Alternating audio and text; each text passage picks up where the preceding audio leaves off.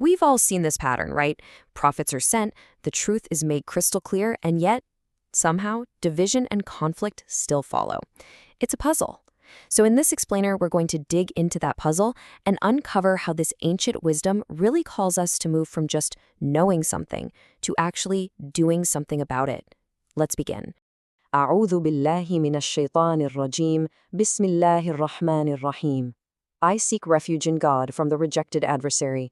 In the name of God, the most gracious, the most merciful.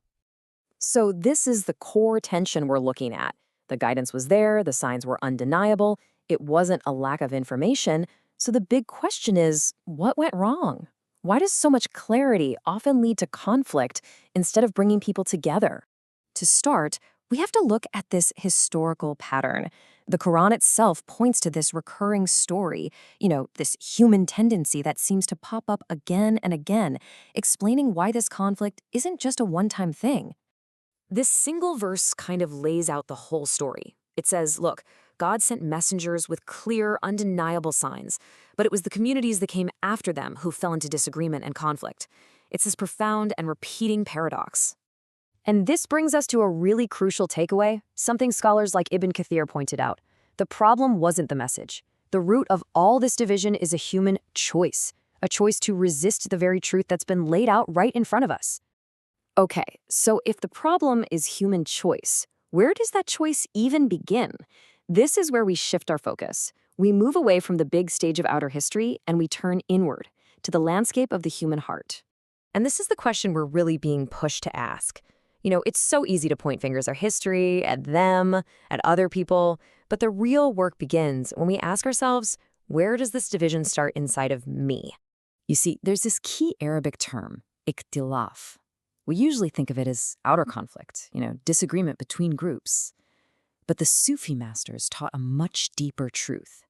The conflict we see out there in the world is really just a mirror of the conflict happening within our own hearts. So what does that inner conflict actually look like? Well, you know it. It's that daily battle between our desires and our better judgment. It's that feeling of tension between being truly sincere versus just performing for others. And it's that constant struggle between trusting in a higher plan and feeling like we need to control every single thing. This is the real battleground. The great scholar al-Ghazali just captured this perfectly. He said that if all the knowledge we gain doesn't actually change how we live, it's not just useless, it's actively dangerous. It becomes a kind of justification, a source of pride, a veil that hides our own internal division from ourselves. All right, so if just knowing things isn't the answer and can even be part of the problem, then what's the antidote?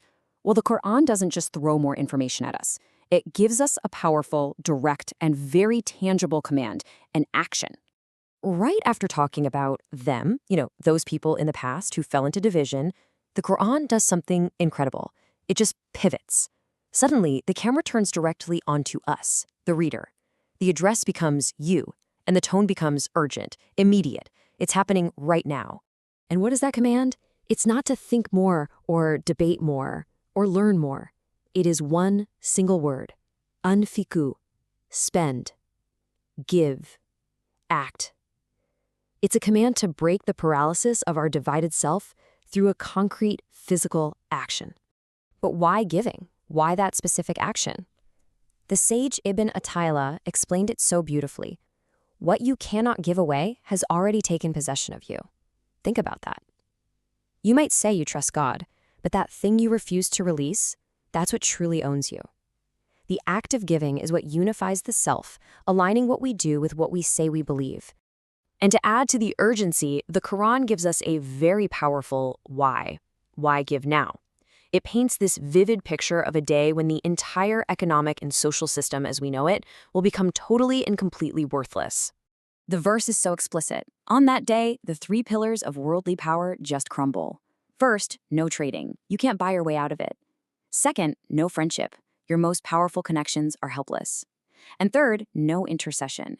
Your status, your influence, it means absolutely nothing. It is a total reset of value. And this is where the poet Rumi just hits you with this incredible insight. In this stunning reversal of fortune, the only thing you will truly possess on that day is what you gave away. The only asset that has any value left is your generosity. This also completely reframes the idea of zulm, or wrongdoing. It isn't just about hurting other people. In this spiritual sense, the greatest wrongdoing is a kind of self-harm. You wrong your own soul when you put your trust in things that are just going to vanish, and you hold back on what was meant to flow through you to others. So, after exploring the scripture, the history, the wisdom of the sages, all of it really brings us to a very personal crossroads. It all boils down to a few critical questions for us, right here, right now. So, let's just be really honest with ourselves. Where is that inner ikhtilaf, that inner division showing up in our own lives?